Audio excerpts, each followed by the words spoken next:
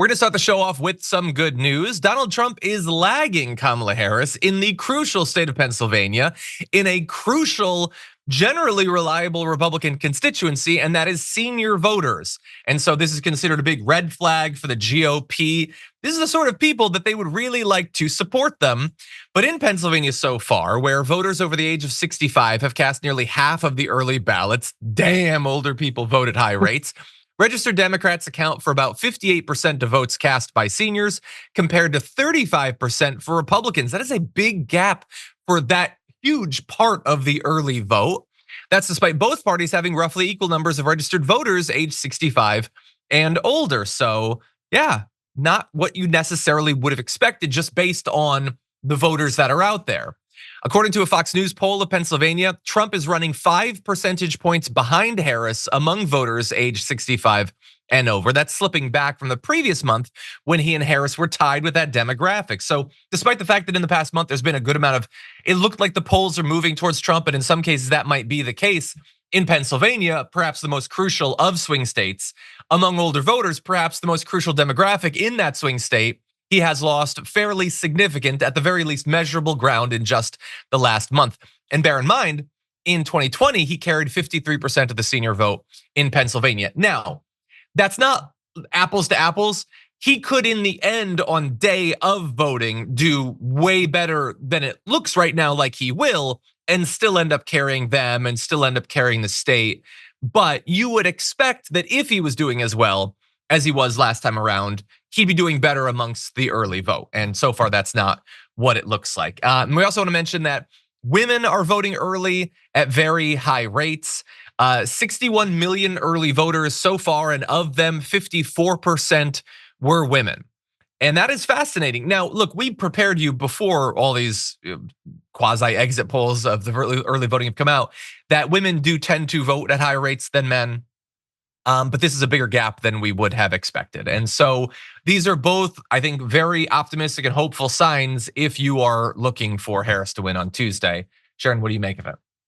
Well, they're hopeful signs to perhaps save the world. I don't think that that is an overstatement. I think that the early voting is a strong indication that one Republican friend, who I may excommunicate after this election, depending on how it goes, of mine, has he always has a rebuttal. Yeah, but here in Georgia, in the rural areas, way up. They're way up. And then I have to remind him that the populated areas, heavily density, these areas here will have to just overcome that and are also voting in record numbers here. So I don't know what to think. Georgia today showed that, Harris was 1 point down now, but she has to take Pennsylvania.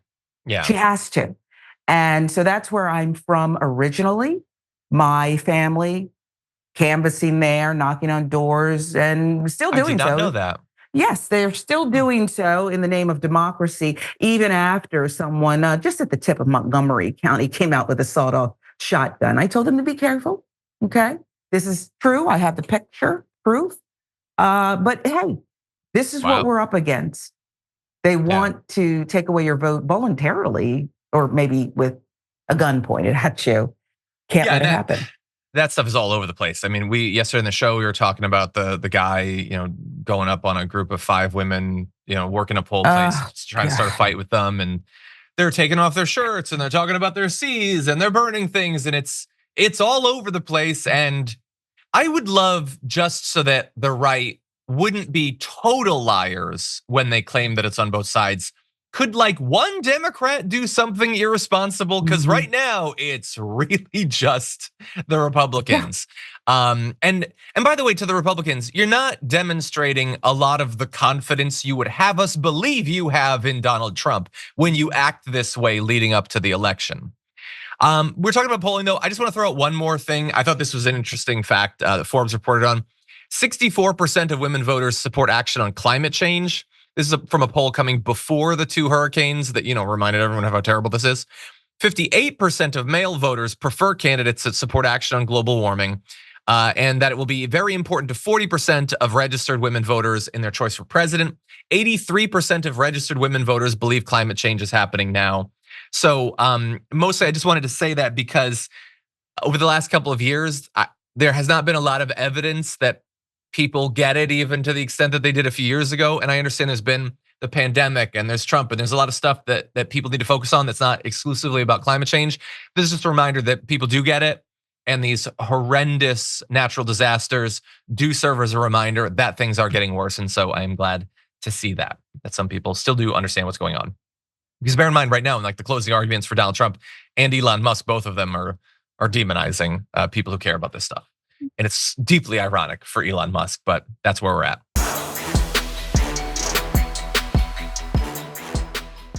Thanks for watching our video. Did you know that you can support our show by becoming a subscriber?